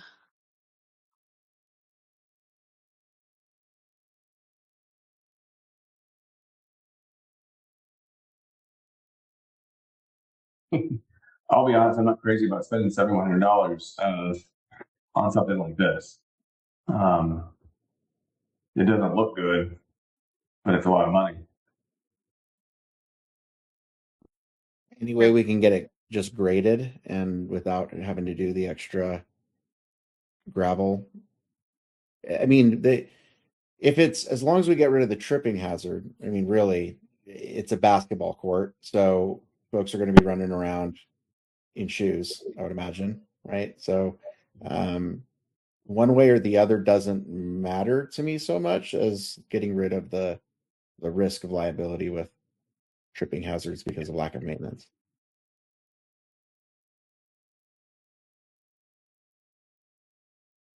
I would say if the cost is a concern and you don't want to spend that much, I would say definitely get a new proposal to fix the erosion alone. That's it, nothing else. I mean, they'll have to probably come in and with fill dirt, so it'll still be an expense, but not $7,100 worth.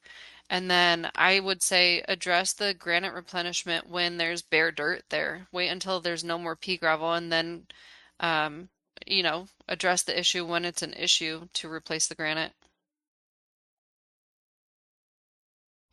Would there be the possibility without laying down the granite to do some sort of erosion cloth to do the grading and then at least prevent erosion from happening in the future? I would assume that that's probably not. You'd have to have something on top of it. Yeah, I would think you'd need the 1-inch screened granite to put over the erosion cloth, but I've never in my 12 years of experience heard of erosion cloth, so I don't think that it's necessary, to be honest with you. And I've seen a lot worse erosion than that.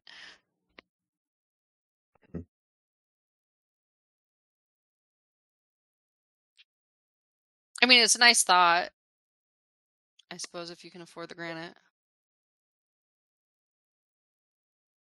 Question is, can we afford anything really right now, given what we are up against with wall repairs and the cost there? Like, is it worth the repairs right now this year? I think this is the liability with trip hazards. So why don't you let me get a revised proposal and we'll reevaluate? I'm okay with that. Yeah, sounds good to me.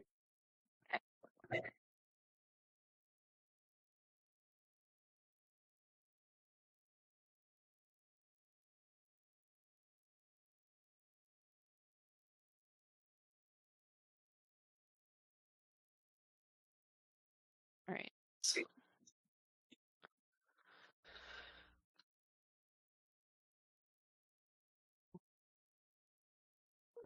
You guys wanted to talk about Bellator's playground work, but I think we already addressed the signs in the sand. That's what it was. We wanted to make sure that we were getting that addressed at no additional charge because placement wasn't discussed when the proposal was approved. Did you have anything else you wanted to talk about the playground work that was approved? I think it was last September. That was approved last September. Yeah, that's what the signs, there's still, I think there's one last thing that that's pending before that proposal is completely done, but it was originally approved in September. Got it. Okay.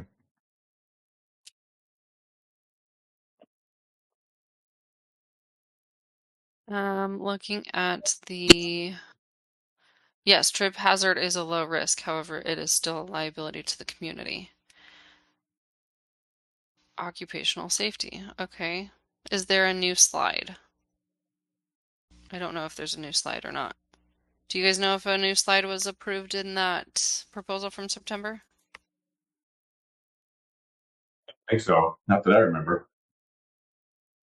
I don't remember Wasn't seeing one. Cody was kind of running that one. That was Cody. I can't remember. Cody had talked to Bellator a couple times.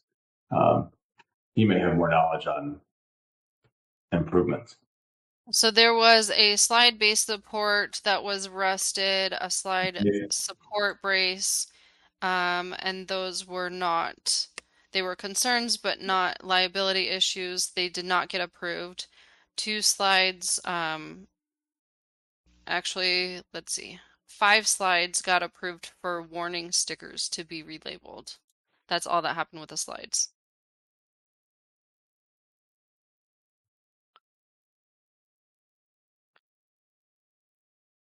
Because you moved on from trip hazard. That's okay. You're all doing okay. Anyways, let's see.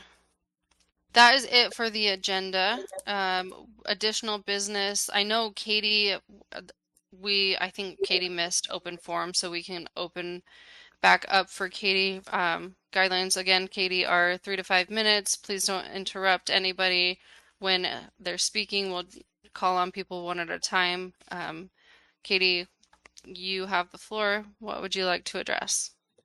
Well, first off, I just want to thank you guys. You guys are doing a great job. So congrats and thank you so much for all you guys are doing. I see it and I appreciate it. Second, I just wanted to see if the community or maybe like desert management there's 2 Facebook pages that are populated, I guess, if you will. And I see a lot of misinformation and people arguing, going back and forth.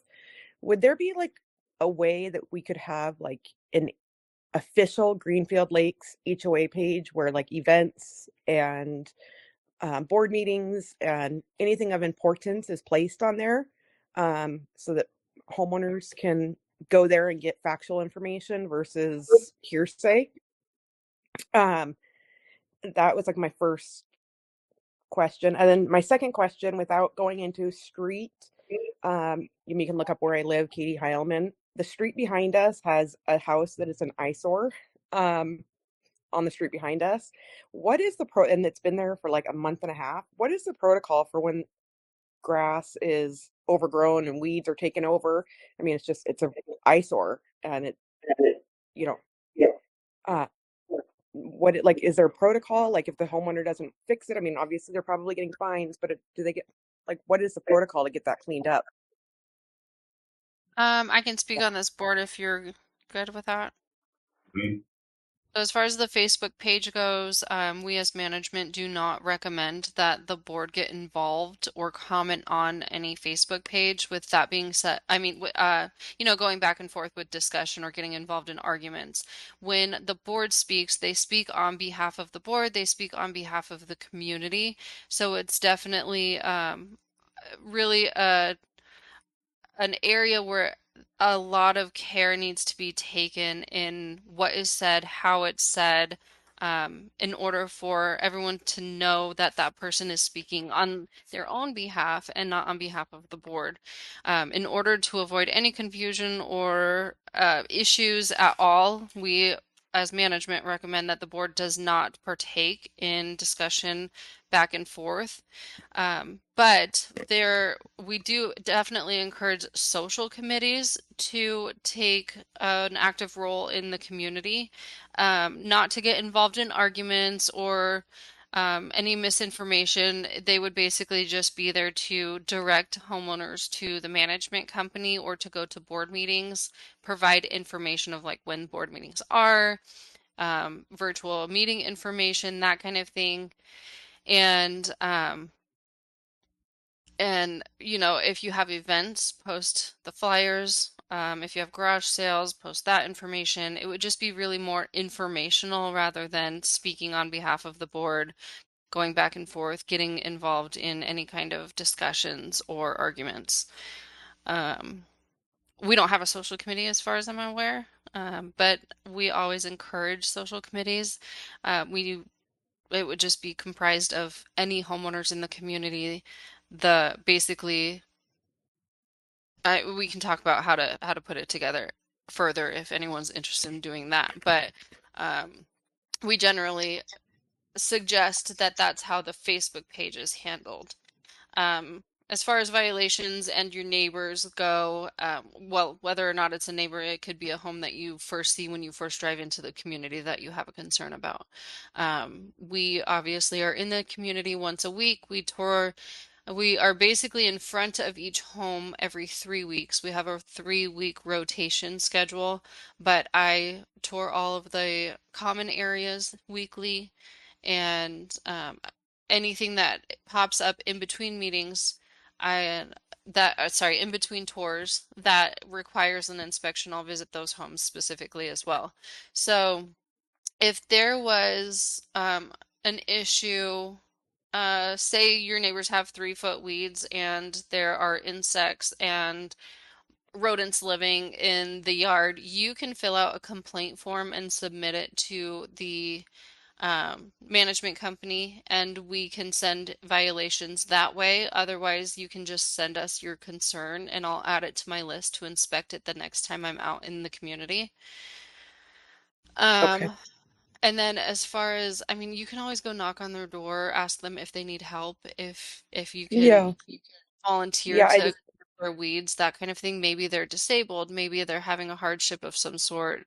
I would suggest starting there, but um, you always Yeah. have something to fall back on by contacting us, and we can help you through that process as well. Okay. Okay. Thank you so much. You're welcome. Yeah, you can contact the town of Gilbert to report. Thank you, Bill. A lot of times there's pools in backyards that aren't maintained, and there's mosquito larvae and bugs or dog feces that hasn't been picked up in weeks. And those types of things are town ordinances, which you can report to the town, and they will do site visits as well.